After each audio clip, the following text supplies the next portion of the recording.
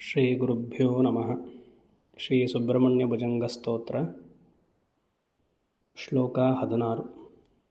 ಸುತಾಂಗೋದ್ಭವೋ ಮೇಸಿ ಜೀವೇತಿ ಷಡ್ಧಾ ಜಪನ್ಮಂತ್ರಮೀಶೋ ಮುದಾ ಜಿಘ್ರತೆ ಯಾನ್ ಜಗದ್ಭಾರಭೃದ್ಯೋ ಜಗನ್ನಾಥ ತೇಭ್ಯಃ ಕಿರೀಟೋಜ್ವಲೇಭ್ಯೋ ನಮೋ ಮಸ್ತಕೇಭ್ಯಃ. ಭಗವತ್ಪಾದರು ಈ ಶ್ಲೋಕದಲ್ಲಿ ಸುಬ್ರಹ್ಮಣ್ಯ ಸ್ವಾಮಿಯ ತಲೆಯನ್ನು ವಿಶ್ಲೇಷಣೆ ಮಾಡ್ತಿದ್ದಾರೆ. ಪಾದದಿಂದ ಶುರುವಾಗಿ ಕಟಿಗೆ ಬಂದು ಹೃದಯವನ್ನು ವಿಸ್ತರಿಸಿ ಮುಖವನ್ನು ಹೇಳಿ ಮುಖದಲ್ಲಿ ಕಣ್ಣುಗಳು ಹಾಗೂ ತುಟಿಗಳನ್ನು ತಿಳಿಸಿ ಈಗ ತಲೆ, ಆ ತಲೆಯ ವಿವರಣೆ. ಹೇ ಜಗನ್ನಾಥ, ಸುಬ್ರಹ್ಮಣ್ಯ ಸ್ವಾಮಿಯನ್ನು ಜಗನ್ನಾಥ ಅಂತ ಉದ್ಧರಿಸ್ತಿದ್ದಾರೆ. ಸಾಧಾರಣವಾಗಿ ನಾವು ಕೇಳಿದ್ದೀವಿ ಜಗನ್ನಾಥ ಅಂದರೆ ವಿಷ್ಣು ಅಂತ, ಎಲ್ಲ ಭಗವಂತರು ಜಗನ್ನಾಥರೇ. ಆದರೂ ಇಲ್ಲಿ ಸುಬ್ರಹ್ಮಣ್ಯನ ಹೇ ಜಗನ್ನಾಥ, ಜಗತ್ತನ್ನು ಆಳುವವ, ನಾಥ ಒಡೆಯ, ಲೀಡರ್. ಯಾತಕ್ಕೆ ನೀನು ಜಗನ್ನಾಥ? ಜಗದ್ಭಾರಭೃದ್ಯ, ಜಗತ್ತಿನಲ್ಲಿ ಯಾರಿರ್ತಾರೆ? ಜಗತ್ತು ಸೃಷ್ಟಿಯಾಗಿರೋದು ಯಾರಿಗೋಸ್ಕರ? ಜೀವರಾಶಿಗೋಸ್ಕರ. ಜೀವರಾಶಿ ಯಾಕೆ ಬಂತು? ಕರ್ಮವನ್ನು ಕಳೆಯೋದಕ್ಕೋಸ್ಕರ. ಪ್ರತಿಯೊಂದು ಜೀವರಾಶಿಯ ಕರ್ಮ ಫಲವನ್ನು ಕ್ಷಯ ಮಾಡೋದಕ್ಕೆ ಆ ಭಾರವನ್ನು ಭಗವಂತ ಸುಬ್ರಹ್ಮಣ್ಯ ನೀನು ಧರಿಸಿದ್ಯಾ. ಆದ್ದರಿಂದ ಇನ್ನು ಜಗದ್ಭಾರಭೃದ್ಯ, you have taken the role and responsibility of giving the phala of each jivas karma. ಅದರಿಂದ ನೀನು ಜಗನ್ನಾಥ, ಜಗದ್ಭಾರಭೃದ್ಯ. ತೇಭ್ಯ ಜಗದ್ಭಾರಭೃದ್ಯ, ಅಂತಹ ತಲೆಗಳು, ಯಾವ ತಲೆಗಳು ಜಗತ್ತನ್ನು ಧರಿಸಿದೆಯೋ ಅಂತಹ ತಲೆಗಳಿಗೆ ಮಸ್ತಕೇಭ್ಯ ನಮಃ. ಅದು ಮೇನ್ ಸೆಂಟೆನ್ಸ್, ನಮಸ್ಕಾರ. ಆ ತಲೆಯ ಮೇಲೆ ಏನಿದೆ? ಕಿರೀಟೋಜ್ವಲೇಭ್ಯ, ಉಜ್ವಲ ಕಾಂತಿ, ಶೋಭೆ.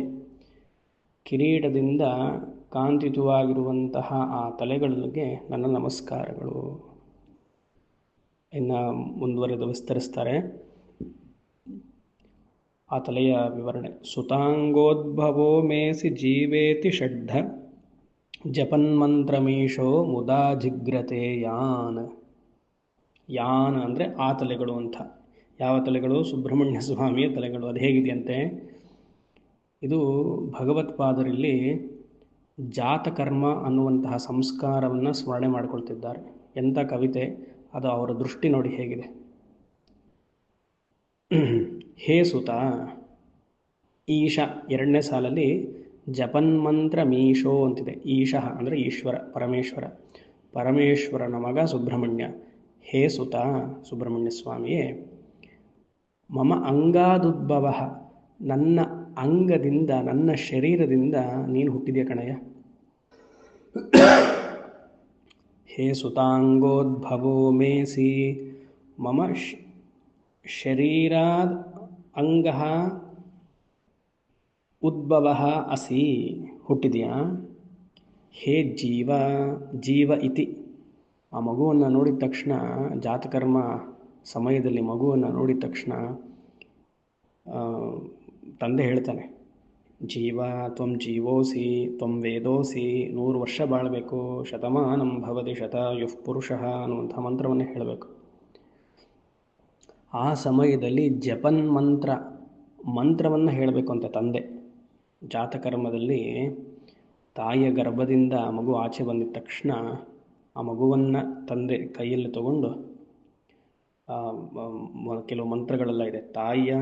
ತಾಯಿಯನ್ನು ಪೂರ್ತಿ ಅಂದರೆ ಹೆಂಡತಿಯನ್ನು ನೀರಿನಲ್ಲಿ ಪ್ರೋಕ್ಷಣೆ ಮಾಡಿ ಅದಕ್ಕೊಂದು ಮಂತ್ರ. ಆಮೇಲೆ ಮಗುವನ್ನು ತಗೊಂಡು, ಇನ್ನು ಆ ಕೊಂಡಿ ಕಟ್ಟಾಗಿರಲ್ಲ, ಅಂಬಲಿಕಲ್ ಕಾರ್ಡ್, ಆಗ ಮಗುವನ್ನು ಶುಭ್ರ ಮಾಡಿ ಮೊಟ್ಟ ಮೊದಲನೆಗೆ ತಾಯಿಯ ಎದೆ ಹಾಲು, ಬಲಭಾಗದ ಎದೆ ಹಾಲಿನಿಂದ ಮಗುವನ್ನು ಹತ್ತಿರ ತಗೊಂಡು ಹಾಲನ್ನು ಕುಡಿಸ್ಬೇಕು. ತಂದೆನೇ ತೊಗೊಂಡು ಹೋಗಬೇಕು. ಆವಾಗೊಂದು ಮಂತ್ರ ಹೇಳ್ತಂತ. ಅದಾದ ತಕ್ಷಣ ಎಡಭಾಗಕ್ಕೆ ಬರಬೇಕು, ಅಲ್ಲಿಂದ ಹಾಲನ್ನು ಕುಡಿಸ್ಬೇಕು. ಆಮೇಲೆ ಅದನ್ನು ಕಟ್ ಮಾಡೋದು ಕೊಂಡಿಯನ್ನು.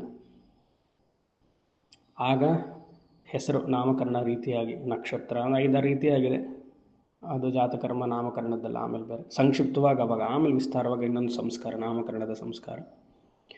ಆಗ ಮಗುವನ್ನು ತಂದೆ ಹತ್ತಿರ ತಗೊಂಡು ತಲೆಯನ್ನು ಮೂಸ್ತಾನೆ. ಅದನ್ನ ಇಲ್ಲಿ ಹೇಳ್ತಾ ಇರೋದು. ಜಪನ್ಮಂತ್ರ ಮೀಷಾ ಮುದಾ ಜಿಘ್ರತೆ ಯಾನು ಆ ತಲೆಗಳನ್ನು ಜಿಘ್ರತೆ ಮೂಸ್ತಾ ಇದ್ದಾನಂತೆ. ಎಷ್ಟು ಸತಿ ಹೇಳ್ತಿದ್ದಾನೆ ಸ್ವಾಮಿ ಮಂತ್ರ ತಂದೆ ಈಶ್ವರ? ಷಡ್ಢ 6 ತಲೆಗಳಿರೋದ್ರಿಂದ 6 ಸತಿ ಮಂತ್ರ ಹೇಳಬೇಕಂತೆ. ಮುದಾ ಸಂತೋಷವಾಗಿ. ಎಷ್ಟು ಚೆನ್ನಾಗಿದೆ ನೋಡಿ ಸಂಸ್ಕಾರ. ಈಗೆಲ್ಲ ಸಂಸ್ಕಾರ ಔಟ್, ಯಾರೂ ಸರಿಯಾಗಿ ಫಾಲೋ ಮಾಡಲ್ಲ, ಎಲ್ಲ ಪುಸ್ತಕದಲ್ಲಿರ್ಬೇಕಷ್ಟೆ. ಅಂಗಾತ್ ಸಂಸ್ರವಸಿ ಹೃದಯ ಅಧಿಜಾಯಸೆ ಪ್ರಾಣಂ ತೇ ಪ್ರಾಣೇನ ಸಂದಧಾವಿ ಜೀವಂ ಮೇ ಯಾವದಾಯುಷಂ. 2 ಮಂತ್ರಗಳು ಬರುತ್ತೆ, ಇದೊಂದು ಮತ್ತೊಂದು. ತಂದೆ ಹೇಳ್ತಾನೆ, ಅಂಗಾದಂಗಾ ಸಂಸ್ರವತಿ, ನನ್ನ ಅಂಗದಿಂದ ನನ್ನ ಶರೀರದಿಂದ ಪ್ರತಿಯೊಂದು ಅಂಗಗಳು ನಿನಗೆ ಬಂದಿದೆ. ಹೃದಯಾದ ಜಾಯಸೆ, ನನ್ನ ಹೃದಯದಿಂದ ನಿನ್ನ ಹೃದಯ ಹುಟ್ಟಿದೆ. ಪ್ರಾಣಂತೆ ಪ್ರಾಣೇನ ಸಂದಧಾಮಿ, ನೀನು ಉಸಿರಾಡ್ತಿರೋದು ನನ್ನ ಪ್ರಾಣ ಅಪ್ಪ. ಹೇ ಜೀವ ಇತಿ ಜೀವಮೇ ಯಾವುದಾಯುಷಂ, 100 ವರ್ಷ ಬಾಳು. ಹಾಗೆ ಈ ಮಂತ್ರವನ್ನು ಹೇಳಿ ಮೂಸು ನೋಡಬೇಕಂತೆ ತಲೆಯನ್ನು. ಸಂಸ್ಕಾರ ಇದು. ಮುದಾ ಜಿಘ್ರತೆಯಾನ್, ಅಂತಹ ತಲೆಗಳು ಜಗತ್ತನ್ನು ರಕ್ಷಣೆ ಮಾಡ್ತಿದೆ. ಸುಬ್ರಹ್ಮಣ್ಯನ ತಲೆಗಳು, ಆದ್ದರಿಂದ ಆತ ಜಗನ್ನಾಥ ಕಿರೀಟವನ್ನು ನೋಡಿ ಉಜ್ವಲ ಕಾಂತಿಯಿಂದ ಶೋಭಿಸ್ತಾ ಇದೆ. ಅಂತಹ ತೇಭ್ಯ ಮಸ್ತಕೇಭ್ಯ ನಮಃ, ನಮಸ್ಕಾರವನ್ನು ಮಾಡ್ತೀನಿ. ಶಂಕರರ ಚಿಂತನೆಯನ್ನು ನಾವು ಧ್ಯಾನ ಮಾಡಬೇಕು. ಸುಬ್ರಹ್ಮಣ್ಯನ ತಲೆ ಸರಿ, ಅದರ ಮೂಲಕ ಶಂಕರರ ವೈಶಿಷ್ಟ್ಯ ಬರೆಯುವಂತಹ ರೀತಿಯನ್ನು ನೋಡಿ ನಾವು ಶಂಕರರಿಗೊಂದು ನಮಸ್ಕಾರವನ್ನು ಮಾಡುವ. ಹರಿ ಓಂ ನಾರಾಯಣ.